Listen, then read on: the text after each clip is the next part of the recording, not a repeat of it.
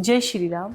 नमस्ते प्रियंका। नमस्ते जी, नमस्ते। प्रियंका। मैं मजबूर हूँ, मैं जब भी किसी से मिलती हूँ मेरे मुंह से या तो प्रणाम निकलता है या जय श्री राम निकलता है। कोई बात नहीं। तो अच्छा। आप इतने सालों से ये कन्याओं के लिए गुरुकुल चला रहे हैं, जिसको हम एक सनातन से भी जोड़ सकते हैं। बिल्कुल बिल्कुल जुड़ा हुआ। और मैं आपकी ये सारी जर्नी जानना चाहती हूँ, आप कितने सालों से इसको चला रहे हैं और क्या आपका उद्देश्य है अभी? इस गुरुकुल की स्थापना 6 मार्च 1988 को हुई थी जी। और कन्याओं को शिक्षित, संस्कारित और स्वावलंबी बनाने के लिए जी। मेरा जो उद्देश्य था, मेरा जो प्रण था जी। वो मैंने 12 वर्ष की अवस्था में ही ले लिया था। 12 वर्ष की थी मैं उस समय, ले लिया था। प्रारंभ ऐसे हुआ था, मन में जो भावनाएं थी जी। अब मैं जब बहुत छोटी थी अर्थात 5-6 वर्ष की होंगी जी। तो मैं सभी बालिकाओं के साथ, प्राय से गाँवों में ऐसा होता था, जी। शहरों में कुछ जागरण हो गया होगा, तो कन्याओं के साथ, महिलाओं के साथ भेदभाव पूर्ण व्यवहार होता था, अर्थात बालकों के साथ अलग व्यवहार किया जाता था और बालिकाओं के साथ अलग, भाई बहनों में भेदभाव किया जाता था। जैसे मान लो घर में कोई अच्छी चीज़ बनी है तो वो बालिका को नहीं मिलती थी और बेटों को मिलती थी। ऐसे ही पढ़ने लिखने के जो साधन थे वो बालिकाओं के लिए उपलब्ध नहीं होते थे। मैंने स्वयं देखा अपने पड़ोस में, यदि बालिका ने भाई का बैग भी छू दिया है तो उसको मना किया जाता था कि ये भाई का बैग है, पढ़ने लिखने की चीज़ है, तेरे मतलब की चीज़ नहीं है। ऐसे ही मैंने वो घटना, बार बार पूछते हैं लोग तो मैं बताती हूँ। तो मैंने एक घटना देखी बड़ी विचित्र कि महिलाएं जो है अपने घर में खाना भी बनाती हैं, सबके लिए तैयार करती हैं, सबको परोसती हैं, परंतु जब उनका खाने का नंबर आता था तो मैंने ऐसी बहुत महिलाओं को देखा कि वो घर के दरवाजे के पीछे बैठकर खाना खाती थी। ये आपने खुद मैंने देखा, आंखों से देखा, अपने परिवार में भी देखा। अर्थात उनको पुरुषों के सामने खाने में या पूरे परिवार के सामने खाने में संकोच होता था। आप लोग उसकी कल्पना भी नहीं कर सकते, वो समय भी था और वो ऐसा लगता था कि उनकी जीवन शैली है, उनको उसमें परेशानी भी नहीं होती थी। लेकिन जब मैं ये दृश्य देखती थी तो मुझे अंदर से बड़ा आघात होता था, परंतु मुझे नहीं पता था कि इसका करना क्या है। फिर मैं गुरुकुल में पढ़ने गई तो वहाँ पर मुझे कुछ अच्छी अच्छी पुस्तकें पढ़ने को मिली जो अपनी संस्कृति की पुस्तकें होती हैं। जैसे मान लो उपनिषद मैंने पढ़ी, श्रीमद् भगवद गीता मैंने पढ़ी और वेद के कुछ मंत्रों को मैंने देखा। तो उसमें मैंने बृहदारण्यकोपनिषद को पढ़ा। तो उसमें विदुषी गार्गी एक बहुत अच्छी पात्र थी। उस समय महाराजा जनक की सभा में बड़े बड़े विद्वानों के सामने शास्त्रार्थ हो रहा था, बड़े बड़े विद्वानों के बीच में शास्त्रार्थ हो रहा था। उसमें महर्षि याज्ञवल्क्य भी थे।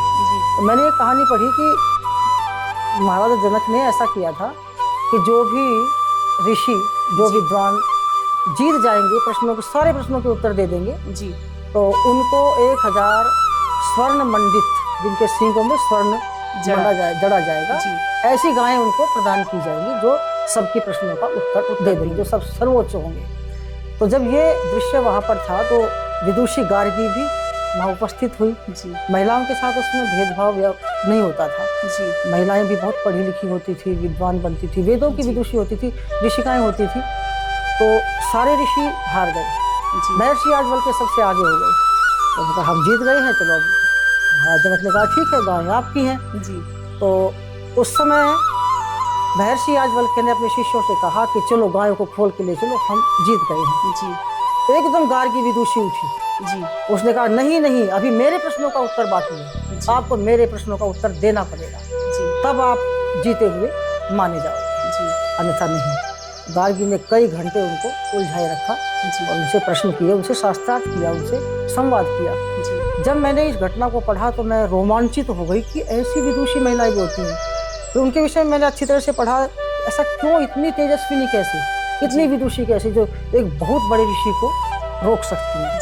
तो वो ब्रह्मचारिणी थी, उन्होंने विवाह नहीं कराया था, अर्थात वो मोक्षाधिकारी थी, इसलिए उसमें इतना बल, शक्ति, पराक्रम उनमें आया था। तो मैंने कहा ठीक है, आज से मैं संकल्प करती हूँ कि मुझे भी विवाह नहीं कराना। मुझे लगता है कि विवाह नहीं कराऊंगी तो फिर मैं वो जो समस्याएं मैंने देखी थी बचपन में, मैं उनका समाधान कर सकूंगी और मुझे पूरा पढ़ना है। मैंने संकल्प ले लिया कि जब तक मेरी पढ़ाई पूरी नहीं होगी, अर्थात मैं आचार्य MA नहीं कर लूँगी, तब तक मैं घर नहीं जाऊँगी। और मैंने अपना संकल्प पूरा किया। 10 वर्ष मुझे बीत गए। 10 वर्ष तक मैं घर के अवकाश पर भी नहीं आई। माता जी का देहांत हो गया, दादी जी का हो गया, दादाजी का हो गया, कई पड़ोस में कई अपने चाचा ताऊ के बच्चों की शादियां भी हो गई, लेकिन मैं घर नहीं आई। जब मेरी पढ़ाई पूरी हो गई फिर मैंने गुरुकुल कांगड़ी से MA PhD किया। तो उस समय फिर परिवार वालों ने अनुरोध किया कि आपका आश्रम बदलने का समय आ गया है जी, आपको गृहस्थ आश्रम में जाना है, हमें विवाह करना है। तो तब मैंने अपने भावों को अभिव्यक्त किया। मैंने कहा नहीं, मैंने तो 12 वर्ष की अवस्था में ये संकल्प ले लिया था कि मुझे बालिकाओं के लिए कुछ करना है। मैं जब ये दृश्य देखती थी बड़ी विह्वल हो जाती थी, तो मैंने संकल्प ले लिया कि मुझे विवाह नहीं कराना। यदि मैं विवाह कराऊंगी तो 1-2 बच्चे का ही कल्याण कर पाऊंगी, यदि मैं विवाह नहीं कराऊंगी तो मैं हजारों अपनी ग्रामीण अंचल की बहनों का कल्याण कर पाऊंगी। तो मुझे विवाह नहीं कराना है। आपको जितना भी पैसा दहेज में या विवाह में लगाना है, जैसे भी लगाना है, वो सारा का सारा आप मेरे ग्रामीण अंचल की बेटियों को शिक्षित, संस्कारी और स्वावलंबी बनाने के लिए आप वो एक गुरुकुल खोल दीजिए। तो पिताजी ने इस बात को, वो भी इसी विचारधारा के थे, पिताजी ने इस बात को सहर्ष स्वीकार किया। उनके पीछे सारे परिवार वाले भी जो है शांत हो गए, उन्होंने मान लिया, सब सहमत हुए। हाँ, सब सहमत हुए। तो फिर मैंने ये पिताजी ने 6 मार्च 1988 को इस गुरुकुल की स्थापना की। जी, अब जब गुरुकुल की स्थापना की तो उस समय लोगों का बड़ा वो देखा हमने, उत्साह था कि हम अपनी बालिकाओं को भेजेंगे जी, परंतु जब उन्होंने जाकर के विचार किया कि अरे ये तो जंगल में है, चारों तरफ तो खेत ही खेत है, सुरक्षा भी कोई नहीं है, अपने बच्चों को, बालिकाओं को कैसे भेज सकते हैं जी, और मैं घर पर भी नहीं आई थी, मुझे लोग जानते भी नहीं थे, जी, तो ऐसे हम असुरक्षित बालिकाओं को नहीं भेज सकते ऐसे करने के लिए। तो केवल 6 बालिकाओं का प्रवेश हुआ 1 जुलाई 1988 को, केवल 6 बालिकाएं आई और वो भी कह करके जो अपनी जानकारों की थी ना, बस केवल वही बेटियां आई, परंतु विश्वास नहीं था लोगों को उसमें, लेकिन उनको विश्वास में लेना पड़ा जी। उसमें बहुत कह रहे थे लेकिन फिर वो नहीं आई। अब क्या होता है कि जब वो बालिकाएं अगले वर्ष छुट्टी पर गई, अवकाश पर गई अपने घरों में, उनके संबंधियों ने उनको देखा, गांव वालों ने उनको देखा, तो उनके अंदर एक बहुत बड़ा चेंज आ चुका था, बड़ा परिवर्तन आ चुका, बड़ा बदलाव था। घर में सबको जाकर नमस्ते करना, माता पिता के कार्यों में हाथ बटाना, सवेरे शाम उठ करके उपासना करना, और बहुत ही एक शुद्ध आचरण उनका हो गया था। बड़ी सधी हुई वो बालिकाएं 1 वर्ष में हो गई थी। उसको देख करके कहा अच्छा, गुरुकुल ऐसे होते हैं, गुरुकुलों में ये परिवर्तन होता, ये चेंज होता है। फिर अगली बार तो 50 बच्चे आ गए। फिर जब वो अगली बार 50 बच्चे अपने घरों में गए, अपने अपने गाँवों में गए, देखा तो फिर अगली बार फिर 100-200 बच्चे आने शुरू हो गए और 10 वर्ष तक तो यहाँ 300-400 बच्चे हो गए थे जी, 10 वर्ष तक। उसके बाद फिर वो बच्चे फैले। हमने कहीं कोई एडवर्टाइजमेंट नहीं निकाला, लेकिन ये बच्चे ही जाकर के जब अपने परिवारों में जाते हैं तो वहाँ जब इनके आचरण को लोग देखते हैं तो उससे आज की स्थिति ये है कि हजारों बच्चे, लगभग 2000 के लगभग पूरे देश से बच्चे आते हैं। उनमें से हमें केवल 200 बच्चे छाटते हैं जी। तो 200 बच्चे छाटते हैं क्योंकि 100 बच्चे पास आउट भी हो जाते हैं, कुछ 12वीं करके चले जाते हैं, कुछ जो BA करके MA करके चले जाते हैं। तो क्योंकि हर वर्ष इतना ही स्थान होता है, अब तो स्थान में से कम भी है, हम नया छात्रावास बना रहे हैं। तो इन बालिकाओं की जब उपलब्धियां लोगों ने देखी कि बालिकाएं IIT में भी जा रही हैं, बालिकाएं जो है कुछ बच्चों ने IAS भी किया है, PCS भी किया है, NET JRF तो 100+ बच्चों ने किया है और 100% जो है यहाँ पे लगभग सभी बच्चों का जो है नियुक्तियाँ हो जाती हैं, सभी बच्चे गवर्नमेंट जॉब में अपना स्थान बना लेते हैं। और खेलों में तो बच्चे जो है अपने ओलंपिक तक गए हैं, वर्ल्ड कप तक गए हैं, एशियन सब में गए हैं। 500 से अधिक मेडल बच्चों ने जीते हैं योगासन में, आर्चरी में, और ऐसे ही बहुत सारी उपलब्धियां बच्चों की। सांस्कृतिक कार्यक्रम होते रहते हैं। अभी बच्चे, राष्ट्रपति जी आई थी वहाँ पर, दिल्ली में भी बच्चों का मंगलाचरण था।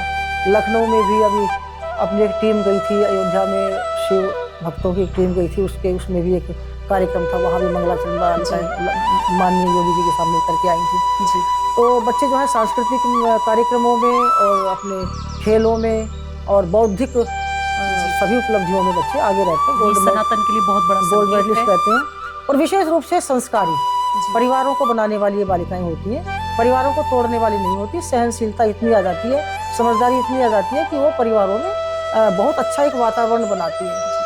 जब भी आप, हाँ जी, अभी बीच में मेरे मन में ना कई सारे सवालों के जवाब हैं जो मुझे आपसे जानने हैं। आपने कहा कि बच्चे आते हैं उसमें से हम 200 बच्चों की छटनी करते हैं। वो क्या कारण रहता है? क्या आप देखते हैं उसके अंदर कि ये बच्चे हमारे इस गुरुकुल के काबिल हैं? हाँ, कुछ तो छांटना पड़ेगा ही। एक तो हम उसकी बौद्धिक क्षमता को भी देख लेते हैं और एक थोड़ा सा उसका देख लेते हैं माता पिता का क्या विचार है, वो क्या अपने बच्चे को बनाना चाहते हैं जी, ऐसा भी देख लेते हैं।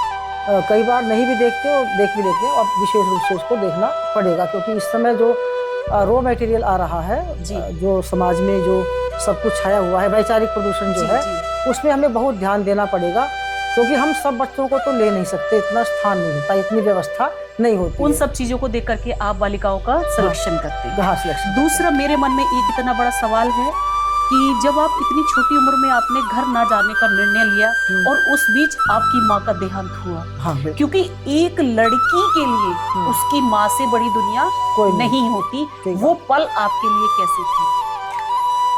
वो पल ऐसे थे कि मुझे लगता है कि लगभग 3 वर्ष हो गए थे। मेरी शास्त्री कक्षा बोलते हैं बीए को हम जी। तो जब मैं फर्स्ट ईयर में थी शायद या मध्यमा में थी, तो उसी समय मेरी माता जी का देहांत हो गया था जी। तो परिवार वाले सोचते थे कि इसने पढ़ने का संकल्प लिया है, इसका संकल्प बीच में ना टूटे, ये छुट्टी आना, अवकाश पर आना नहीं चाहती है, तो अच्छी बात है, पढ़ करके विदुषी बन करके आए। उसमें मैंने सब बातें नहीं बताई थी कि विवाह नहीं कराऊंगी, लेकिन ये था, मैंने मना कर देती थी कि मुझे अवकाश पर नहीं जाना। तो जब माता जी का देहांत हुआ तो उसको एम्स में दिखाने के लिए गए, तो वहाँ बहुत पास में मेरा गुरुकुल था, दिल्ली के पास नरेला गुरुकुल था, तो वहाँ पर उन्होंने एक बार सोचा कि बेटी को दिखा लाएं जी। तो लेकिन उससे पहले जब मेरी माँ जाती थी मिलने के लिए, 1-2 बार गई थी जी। जब मेरा प्रवेश हुआ था तो वो जा करके रोती थी जी। कि वहाँ क्यों छोड़ दिया हमको, ऐसे करके। तो फिर पिताजी उसको मना कर देते थे कि नहीं, अब क्यों नहीं जाएगी मिलने के लिए। तो कई साल से उसको मिलने नहीं दिया था। उनको एक आत्मिक दर्द होता था कि मेरी बेटी मेरे से अलग कैसे होगी जी। वो मुझे भी रुलाती थी।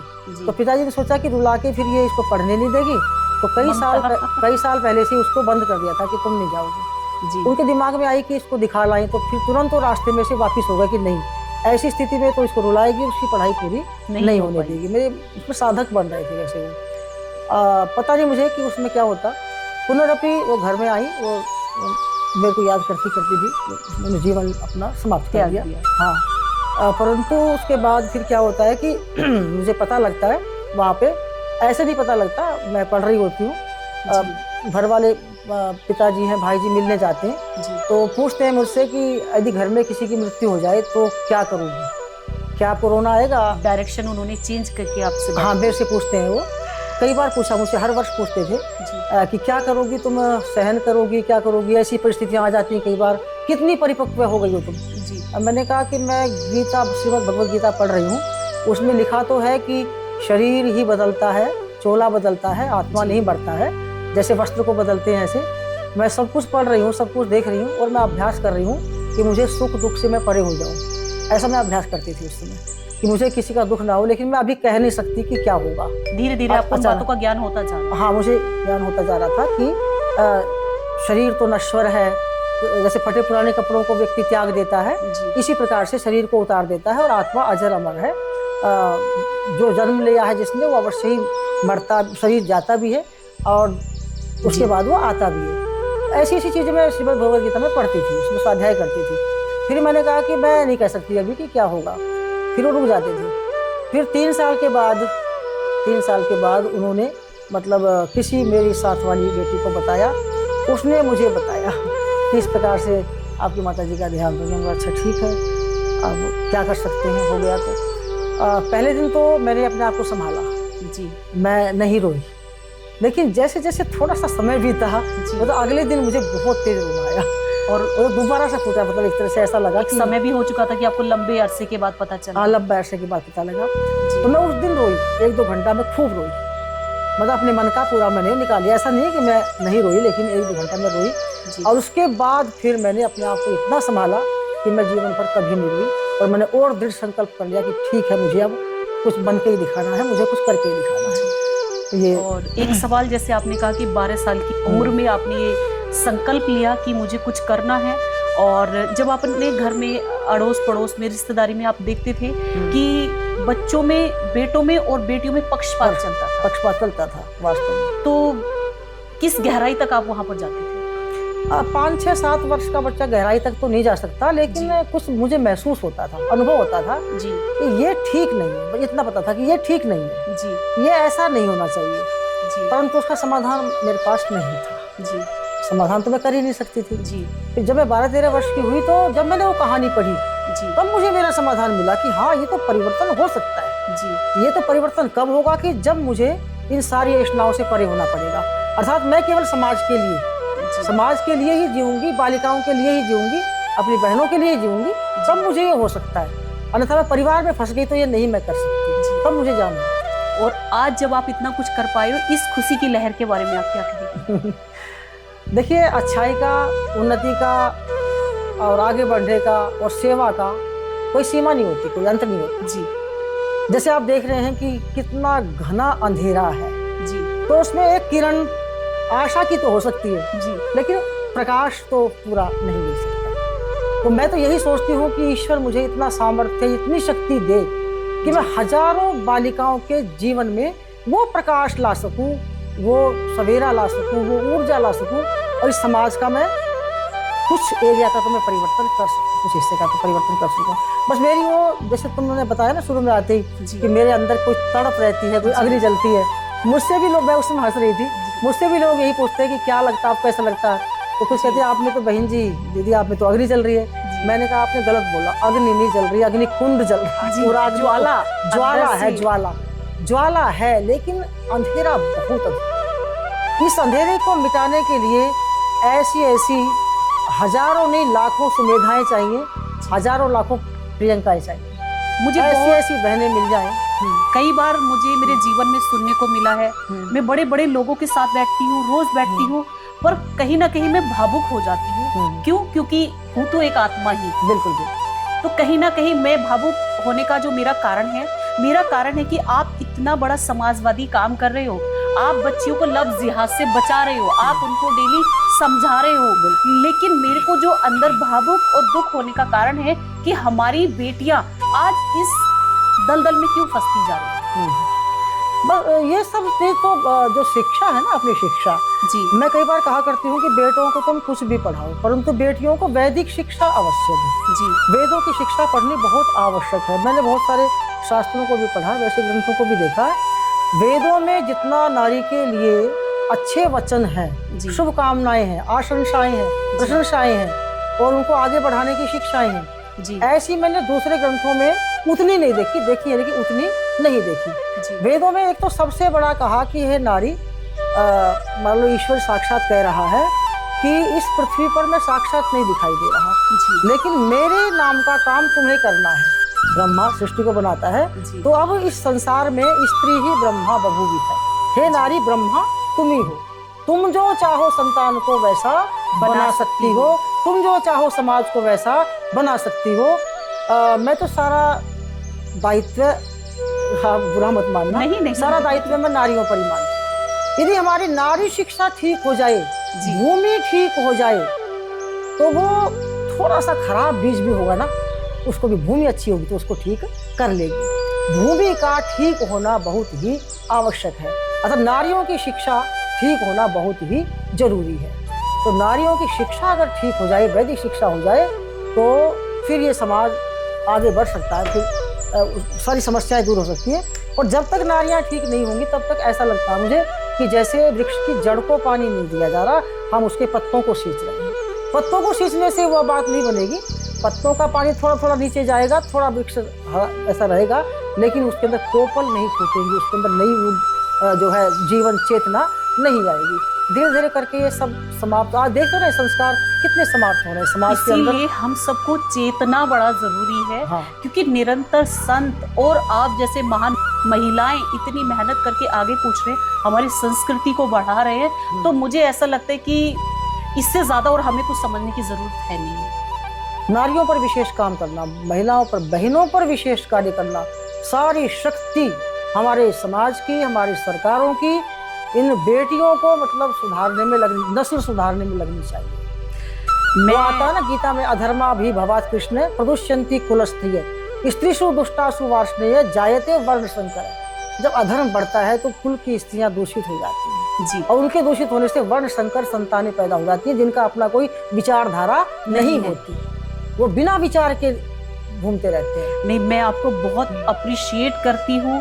और जैसे आपने ज्वाला की बात करी, मुझे मेरे अंदर उससे डबल ज्वाला है कि जो आप कर रहे हो ये उससे लाख गुना आगे बढ़े और हम सब नारियों को मिलके उसको आगे बढ़ाना है और आपके साथ खड़े होना है। बहुत अच्छा, मुझे बहुत अच्छा लगा आपसे मिलके। मेरे दिल में बड़ी ही एक लगन थी कि कभी मेरा आपसे मिलना हो। जहाँ भी कहीं ऐसी बहन बेटी मुझे दिखाई देती है, मुझे लगता है कि बस ये काम हो रहा है, ये अच्छा है, ये होना चाहिए। नहीं, मेरा ऐसी ऐसी हजारों बेटियां हैं, हजारों बहनें हैं। दिल में हर पल रहता है कि मैं अपने जीवन में कुछ ऐसा करूं। मैंने धन भी कमा लिया, परिवार भी कमा लिया, इज्जत सब कमा लिया, लेकिन जो मेरा बचा हुआ समय है ना, मैं उन बच्चियों को देना चाहती हूँ जिनको वाकई हमारी जरूरत है। मेरा लास्ट आपसे एक छोटा सा सवाल है कि आज की डेट में कितनी बच्चियां अपने इस गुरुकुल में आपसे शिक्षा ग्रहण करती हैं और आप इस समुदाय को और कैसे कितना आगे बढ़ाना चाहते हैं? छात्रावास की व्यवस्था अभी थोड़ी कम है जी, तो 1200 बालिकाएं हैं गुरुकुल में जी, और 1200 के लिए छात्रावास नहीं, अभी नया छात्रावास हम लोग बना रहे हैं जी, 22 प्रांतों की 1200 बालिकाएं यहाँ पर पूरे देश की बालिकाएं हैं जी, और मैं समझती हूँ कि 1300-1400 बालिकाओं का ही व्यवस्था हम लोग कर पाएंगे जी, क्योंकि यहाँ पर कुछ समस्याएं हैं, जैसे जल निकासी की समस्या, जो वेस्ट पानी होता है उसकी समस्या, ड्रेनेज का। हाँ ड्रेनेज का, तो हम पूरा नहीं कर पा रहे हैं उसको। जी, यद्यपि हमने थोड़ा प्रार्थना पत्र दे रखा है तो हो सकता क्या पता हो जाए वो। जी, तो कुल मिलाकर के इस समय 1200 बालिकाएं अपने इस गुरुकुल में पढ़ रही हैं। थोड़ा सा और बढ़ा सकते हैं, बस अधिक नहीं, थोड़ा सा और बढ़ा सकते हैं। और मैं समझती हूँ कि इनकी जितनी भी है जी, इनकी क्वालिटी और मजबूत हो जाए, अर्थात ये बालिकाएं स्वयं में योद्धा बन जाएं, प्रशिक्षक बन जाएं। जी, अब मैं प्रयास करूंगी कि अभी तक तो घरों में बालिकाएं गई हैं, स्कूलों में गई हैं, सब जगह गई हैं, जी, तो वो अपना जीवन उन्होंने बहुत अच्छा बनाया है और अपने परिवार को भी अच्छा बना के रखा है। परंतु अब मेरा अगला चरण जो है, अगला उद्देश्य ये रहेगा कि ये बालिकाएं प्रशिक्षक बन जाएं, आप जैसी बन जाएं, मेरे जैसी बन जाएं। ये पूनम जी बैठी हैं, जो भी अच्छी अच्छी हमारी बहनें हैं, जी, मतलब उनकी तरह से ये बालिकाएं आगे आएं और कार्य करें, उसके लिए हम प्रयास कर रहे हैं। आपने योद्धा की बात कही। अगर हर घर की लड़की योद्धा बनेगी तो मुझे नहीं लगता कि सनातन को बचाने में हमें बहुत दिनों का इंतजार करना होगा। बिल्कुल। और मैं भी गवर्नमेंट से अपील करना चाहती हूँ कि ज़्यादा से ज़्यादा हमारे इस गुरुकुल को सपोर्ट करें, हमारी आचार्य जी को सपोर्ट करें, ताकि वो अपने पानी की प्रॉब्लम को दूर कर सके और यहाँ पर दूर दूर से आके छात्राएं रहें और उनको ज़्यादा से ज़्यादा एडमिशन्स हम यहाँ पे देके संस्कार दे पाए। एक छोटा सा सवाल और, जो आपने योद्धा की बात की है, तो इसमें आप छात्राओं को और क्या क्या ऐसा संस्कार आगे देने वाली है, क्या क्या संदेश देने वाली है जो एक वो प्रॉपर योद्धा का रूप ले सके, हमारी झांसी की रानी बन सके और हमारी लक्ष्मीबाई बन सके, हमारी आचार्य जी बन सके? उसके लिए प्रयास तो पूरा चल रहा है। शास्त्रों की योद्धा और शस्त्रों की योद्धा, हम दोनों योद्धाओं को बनाना चाहते हैं। जैसे मान लो हमारी विदुषी गार्गी शास्त्रों की योद्धा थी, अर्थात हम अपनी वाणी से भी शत्रु को परास्त कर सकें, विचारों से शत्रु बोध कर सकें कि कौन हमारे लिए उपयोगी है, कौन नहीं है। तो वैचारिक योद्धा, शास्त्रों की योद्धा और साथ में शस्त्रों की योद्धा भी, अर्थात उनकी शारीरिक क्षमता भी इतनी मजबूत हो। उसके लिए हम बच्चों को योगासन, प्राणायाम और जो लाठी, भाला, तलवार जो प्रशिक्षण होता है, कलरी पट्टू वगैरह और नियुद्धम जो होता है, जूडो कराटे वगैरह, ये सब बालिकाओं को हम लोग सिखा रहे हैं। उसका और उसकी क्वालिटी बढ़ा करके शारीरिक रूप से उसको हम मजबूत, बिल्कुल शरीर से तो मजबूत होना ही पड़ेगा। आजकल के समय में बालिकाओं को वीरांगना बनना पड़ेगा। जी, आपने शस्त्र और शास्त्र दोनों की बात की। शास्त्र तो आप दे ही रही हैं, आपकी इतने सालों की एक प्रेरणा, एक संघर्ष और मेहनत है। आप शस्त्रों में जाए तो मैं भी सबको कहूंगी, अपनी बेटियों को एक भाला, हमारे घर में किसी के घर में भाला नहीं है, हमारे घर में किसी अभी कोई घुस आए, हमारे पास उनसे लड़ने के लिए, अपने आप को बचाने के लिए कुछ नहीं है। तो मैं चाहती हूँ हर घर में, हर महिला के पास एक भाला होना बहुत जरूरी है। तो इस भाले का भी एक ऐसा वो निकाला जाए, मैं कैसे अपने शब्दों में कहूँ मुझे समझ नहीं आ रहा, लेकिन मेरी अपील है सबसे, हर घर में एक भाला अभियान चलाया उसको जाए, सरल बनाया जाए उस चीज को, ताकि जो हमारा महिलाओं का जो अपने आप को बचाव का एक संघर्ष करने का जो जरिया है, हमारे घर में भाला हथियार होने ही चाहिए। क्योंकि अगर आप दूसरी तरफ निकलो तो लोगों के घर में हर तरह का हथियार, मसले असले सब है उनके घर में। बल्कि मैं ये कहना चाहूंगी कि पहले मैं बालिकाओं को बोलती थी कि विदुषी बनो और वीरांगना बनो जी। अब मैं कहती हूँ पहले वीरांगना बनो फिर विदुषी बनो। आज वो समय आ गया, अपने आप की रक्षा करने का समय आ गया है जी। और हम देखते हैं, जैसे सुनते हैं, घटनाएं भी देखते हैं कि भाई मारे जाते हैं बहनों की रक्षा में जी। तो अब अपनी रक्षा स्वयं करने का समय आ गया। मेरी एक छोटी सी गुजारिश कहे या मेरी इच्छा कहे, मेरे दिल में ऐसा ख्याल अभी आपके साथ बैठे बैठे आया कि जब भी आपके यहाँ से कोई भी बच्ची निकलती है, आप उसको एक भाला देके सम्मानित करके जरूर भेजें। ये मेरी आपसे अपील है। अच्छा सुझाव दिया आपने, अच्छा सुझाव दिया, क्योंकि भाला यहाँ सिखाते भी हैं। जब ये भाला हमारे घर तक जाएगा ना, तो हमारे घर में जो माहौल होगा उनको ये समझ में आएगा कि इस भाले का महत्व क्या है और ये हमारे पास होना क्यों जरूरी है। प्लीज आप एक भाला अभियान चलाएं। मैं सहमत हूँ, बिल्कुल ठीक है, बहुत अच्छा सुझाव आपने दिया है ये, इससे प्रेरणा मिलेगी। जैसे कि हम भाले के बारे में बात कर रहे थे कि हमारी छात्राओं को मेरी आपसे अपील रही कि आप उनको एक भाले से सम्मानित करते हुए विदा करें। इसी पे चंद लाइनें हैं, तो मैं चाहती हूँ उन लाइनों को आप जरा कहें प्लीज। बहुत अच्छा है, बड़ी अच्छे कविताएं भी लिखी गई हैं इनके विषय में जी। और हम आपके विचार पर पूरे सहमत हैं प्रियंका जी, बहुत अच्छी बात आपने कही। और मैं ऐसा भी मानती हूँ कि हमारे शास्त्रों में भी कहा है, शस्त्रेण रक्षिते राष्ट्रे शास्त्र चिंता प्रवर्तते जी। हम शास्त्रों को पढ़ाते हैं, लेकिन जब तक शस्त्र से जी अपना राष्ट्र सुरक्षित नहीं होगा, तब तक ये विचार, तब तक ये शास्त्र कुछ नहीं काम करेंगे जी। देखिए, किसी कवि ने बड़ा सुंदर कहा है, न तंत्र काम में आता है न मंत्र काम में आता है, जो शीश काट दे दुश्मन का वो यंत्र काम में आता है। तो ये इस विचारधारा से हम लोग चल रहे हैं, इसलिए बालिकाओं को हम योद्धा बनाना चाहते हैं। मैं चाहती हूँ, अपनी गवर्नमेंट से अपील करती हूँ कि ऐसे गुरुकुल आपकी संस्था से जुड़े हुए जगह जगह होने चाहिए, हर स्टेट में होने चाहिए। बिल्कुल मैं सहमत हूँ और ये बहुत ही आवश्यक है जी। आज के समय की परिस्थिति को देखते हुए ये बिल्कुल अनिवार्य है, इसके बिना काम चल ही नहीं सकता। जब हमारे स्टेट में ऐसे गुरुकुल होंगे तो मुझे नहीं लगता कि हमारी नारी शक्ति कहीं भटकेगी। बिल्कुल। तो मैं सबको अपील करूंगी, सब लोग आपको सपोर्ट करें और हमारी गवर्नमेंट आपको सपोर्ट करे, हमारा समाज आपको सपोर्ट करे कि ऐसे हमारे लाखों गुरुकुल होने चाहिए। धन्यवाद प्रियंका जी, बहुत अच्छा लगा, बहुत थैंक यू।